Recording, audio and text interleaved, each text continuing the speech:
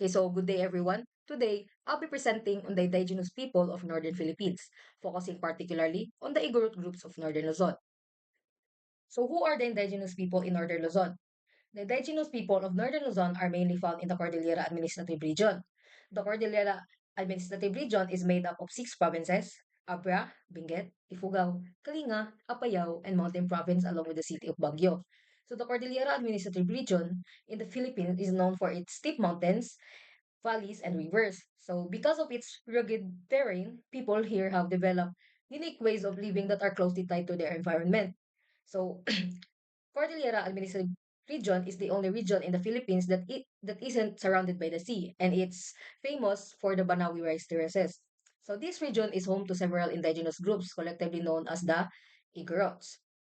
Speaking of Igorot groups, I'll be presenting on the indigenous people of Northern Philippines, focusing particularly on the Igorot groups of Northern Luzon.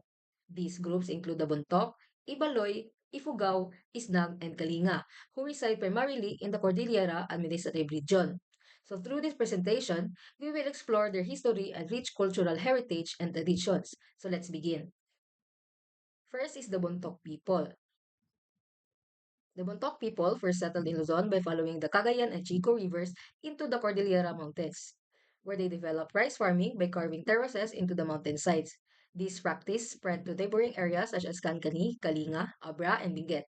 So, the Bontoc people transformed the rugged landscape by carving intricate rice paddies into the mountain sides, which became a crucial element of their subsistence. So, this advanced method of irrigated rice cultivation not only sustained their community but also influenced neighboring areas. So let's proceed to the Montauk's culture. First is that men wear G-strings or called wains and a rattan cap or called suklong. Meanwhile, women wear skirts or called tapis. Second is unique burial practices where coffins are carved from pine wood.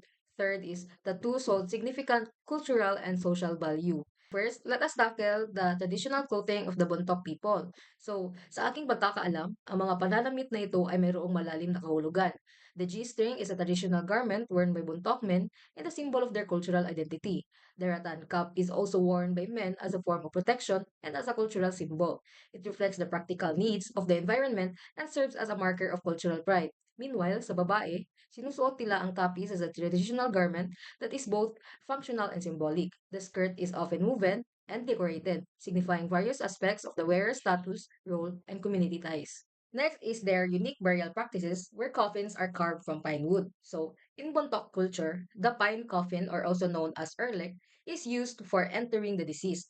Crafted from pine wood, the erlek is a significant part of a traditional burial practices, reflecting the Bontoc people's respect for the deceased and their cultural values. So, the coffin is often intricately carved with designs that signify the individual's social status and achievements. This practice highlights the community's commitment to honoring their ancestors and preserving their cultural heritage. Third is that their tattoos hold significant cultural and social value. So, among the Bontoc people, tattoos are known as fatek.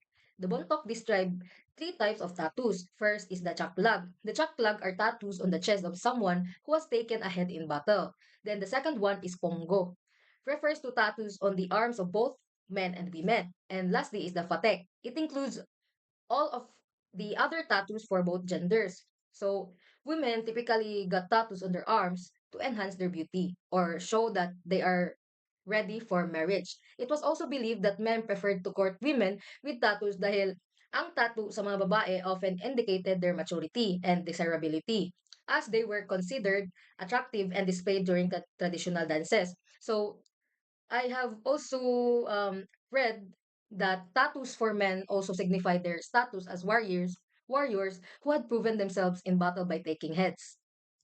Next is the Ibaloy people. The Ibaloy people is an indigenous group in Benguet province. They derive their name from a term meaning people who live in houses. Certainly, Ibaloy is derived from a prefix signifying pertaining to, and Badoy or house. Din sa pagkakabuo, tinatawag itong people who live in houses. They are settled in mountain valleys and likely migrated from Lingayen and Ilocos coasts to the southern Cordillera Range. Some Ibaloy communities claim ancestral lands, including parts of Baguio. So, the Ibaloys are believed to have migrated from the coastal regions of Lingayen and Ilocos to the more rugged terrain of southern Cordillera Range. Since they sought new lands and resources, it leads them to settle in the highland valleys of Benguet. So next, let's proceed to the Ibaloy's culture. So first is that men wear a G-string or kuval, and the wealthy include a dark blue blanket or kulabaw or alasang, while the rest use a white one or called as kulibaw dija oles. Meanwhile, women wear a blouse or known as kambal and a skirt called aten or divet. Next is that older Ibaloy people may have tattooed arms as a sign of prestige. And lastly is that is their mummification practices or known as kabayan mummies. So now let us first tackle the traditional wear of Ibaloys. So in Ibaloy culture, traditional clothing reflects social status and practical needs. Men wear a G-string or known as kubal, and wealthier men distinguish themselves by wearing a dark blue blanket called kulabaw or alasyang as a symbol of their higher social standing, while those of lesser means wear a white blanket or known as kolibaw di jaoles. So on the other hand, women traditionally wear a kambal, which is a blouse, and a skirt called aten or divet. So these garments are functional yet also symbolic of cultural identity, reflecting the wearer's status and community ties. So next, let us tackle that older Ibaloy people may have tattooed arms as a sign of prestige. So among the Ibaloy people, tattoos on the arms, especially among the older generation, were a symbol of prestige and honor. So these tattoos were traditionally earned through notable achievements such as success in warfare, leadership, or other acts that brought honor to the individual or community. So for the Ibaloy, tattoos were not just decorative but represented social status, personal accomplishments, and sometimes spiritual significance. So third is that their mummification practices are known as the Kabayan mummies. So the Kabayan mummies are also known that Ibaloy mummies or fire mummies are a unique and ancient mummification practice of the Ibaloy people. So the Ibaloy practice a form of mummification that involved the use of smoke and herbs. Upon death, the body was positioned in a sitting or fetal position. So the deceased would be dried by exposing the body to smoke and heat from a fire. So a process, and that's what we called a process known as a smoke dehydration. So salts and herbs were also applied to preserve the body. So over time, the body would gradually become mummified with skin and some internal organs intact. So mummification was believed to be a way of honoring and preserving the body of a respected individual, so often a leader or person of high status within the community. So the preserved bodies were then placed in caves, which became sacred burial sites. So these caves are now known as mummy caves and are scattered around the Kabayan area. So now let us proceed to the Ifugao people. So the term Ifugao comes from Ipugo, meaning earth people or from the hill, reflecting their deep connection to the land and hill-dwelling lifestyle. So this name highlights their identity as people who live with nature and the environment, particularly the mountainous regions where they reside. So the Ifugaos are also referred to as the people of the hill or people of the cosmic earth, further emphasizing their spiritual and physical bond with the land. Next is the Ifugaos culture. First is the famed Banawi rice terraces, or often called the eighth wonder of the world. Second is the hudud chants. It is the UNESCO recognized oral tradition. Third is the wood carving skills, particularly in bulul or rice god figures. So let us first tackle the famed Banawi rice terraces, or often called the eighth wonder of the world. So the Badawi rice terraces, or often referred to as the eighth wonder of the world, are a series of stunning hand-carved terraces located in Banawi. These terraces were built over 2,000 years ago by the Ifugao people and are considered one of the most remarkable feats of ancient engineering and agricultural ingenuity. So the terraces are not just a means of sustenance but hold immense cultural value. They represent the Ifugao's deep connection to their ancestors, as the terraces are often passed down from generation to generation. Rituals, and ceremonies related to rice planting and harvesting are woven into the Ifugao way of life, making the terraces a living symbol of their culture. Next is the UNESCO recognized oral tradition, which is the Hudud chants. The Hudud chants are known for their rich cultural and historical significance. These chants, which date back over 1,000 years, are primarily recited during important social events such as harvest, funerals, and special occasions like the rice planting season. In 2001, and lastly is their wood carving skills, particularly in bulul or rice god figures.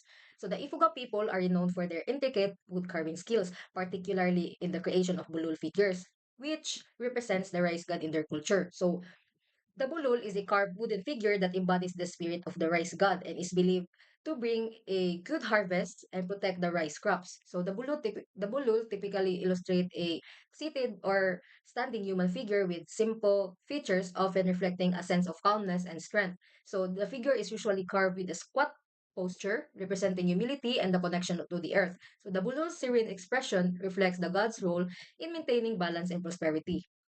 Okay, so now let's proceed to the Isnag people. The Isnag, or also known as Isneg or Apayao, inhabit the northwestern region of northern Luzon, primarily in the upper half of Apayao province. The name Isneg comes from Itneg, referring to those living near the Tinig River. The term Apayao is derived from the battle cry Ma-ap-ay-aw. Isnag people refer themselves as Imandaya if they live upstream, and Imalod if they live downstream. So the region's rugged terrain of forests, rivers, and valleys has shaped their way of life, particularly their subsistence on farming, hunting, and fishing. So the Isnag community distinguishes itself based on geographical location along the river. Those living upstream are known as Imandaya or people from the mountains, while those living downstream are called Imalod or people from the lowlands or river valleys. So let us proceed to their culture. First is their traditional wear, where men wear bahag or G-string, while women wear a wraparound cloth called aket. And second is they also wear an ornament called sipatal, made of shells and beads, specifically during significant events. And third, they are known for their unique houses called binoron. Let us first tackle the traditional wear of Isnag people. Men wear bahag or G-string, while women wear a wraparound cloth called akin. So it is not culture. Traditional attire reflects their deep connection to their environment and community values. This simple garment is practical for the region's warm climate and rugged terrain, allowing ease of movement for daily activities like farming and hunting. Meanwhile, women wear a wraparound cloth called akin, which is wrapped around the waist and extend to cover the lower body. Next is they also wear an ornament called sipatal. It is made of shells and beads, specifically during significant events. In addition to their traditional clothing, the Islam people wear an ornament called sipatal. The sipatal is worn as a form of adornment that enhances the wearer's appearance and reflects their cultural heritage. Next is they are known for their unique houses called binuron. The Islam people are renowned for their distinctive traditional houses known as binuron. These houses are unique to the Islam community and are characterized by their traditional architectural style. They are built using locally available materials such as bamboo and wood. The design of the binarol often features elevated floors to protect against flood and pests, and a steeply pitched roof to withstand heavy rainfall. And lastly is the Kalinga people. The Kalinga people is an indigenous ethnic group of the Philippines. They have a rich and complex history rooted in their ancestral lands in the Cordillera Mountain Range. Their name itself is derived from the Ibanag language, meaning enemy or fighter, reflecting their historical reputation as fierce warriors. Also, in the case of the Kalinga people, the name Kalinga is an exonym derived from the Ibanag and Gadang languages. These neighboring ethnic groups refer to the Kalinga people as Kalinga, which translates to headhunter. So the Kalinga people, like many other indigenous groups in the Philippines, were known for their headhunting practices. However, the term headhunter is often associated with the Kalinga people, so it's a simplified and sometimes negative portrayal. So now, let us proceed for the Kalinga's culture. First is the Budong, or peace pact, a key cultural tradition in preventing conflicts. Second is tattooing tradition, or called batok. And lastly is the dance and music, particularly during the Ulaling Festival.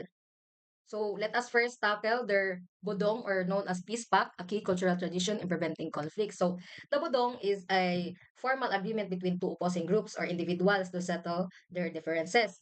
So it involves a series of rituals, oaths, and pledges to ensure that the agreement is honored. So by preventing conflicts, the bodong contributes to the safety and well-being of Kalinga communities. So it helps to maintain a peaceful and harmonious environment, and the Budong is a testament to the Kalinga's people commitment to peace and their ability to resolve conflicts through dialogue and understanding. So it is a valuable cultural heritage that continues to be practiced today. So second is their tattooing tradition or called batok. So batok is a traditional tattooing practice among the Kalinga people.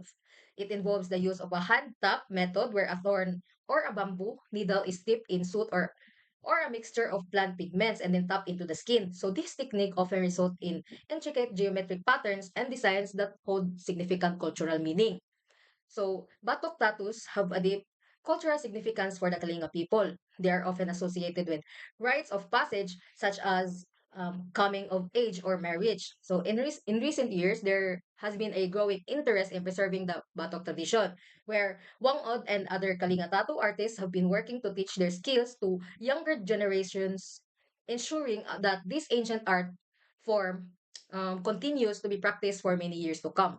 So lastly is their dance and music, so particularly during the Ulalim Festival. So the festival's namesake dance or the ulalim is a traditional Kalinga dance that often involves chanting, singing, and storytelling. So it is performed to honor ancestors, deities, and important events. The Kalinga people have a rich tradition of war dances which were originally performed to prepare for a battle or to celebrate victories. So these dances often involve intricate movements, drumming, and chanting. So, starting with the Buntok people, they are known for their intricate rice terraces and distinctive burial practices. Their ingenuity in adapting to the mountainous terrain is evident in their agricultural practices. Next is the Ibaloy people. On the other hand, are renowned for their mummification practices, particularly the Kabayan mummies. Their agricultural skills have been crucial to their survival in the region. So third is the Ifugao. The Ifugao people who are world famous for their Banawi rice terraces, a UNESCO World Heritage Site. So their oral traditions like the Hudhud chants offer a glimpse into their rich cultural heritage. Next is the Isnig people living in Apayao, who are known for their simple yet resourceful lifestyle. Hunting, fishing, and Sweden agriculture are essential to their survival in their dispersed communities. Then finally, the Kalinga people who are famous for their tattooing traditions, particularly the batok and their practice of bodong, peace pacts that foster harmony among tribes. That would be all for our exploration of the indigenous groups of the northern Philippines. Let's remember the Buntok, Ibaloy, Ifugao, Isneg, and Kalinga people for their unique contributions to the Philippine culture.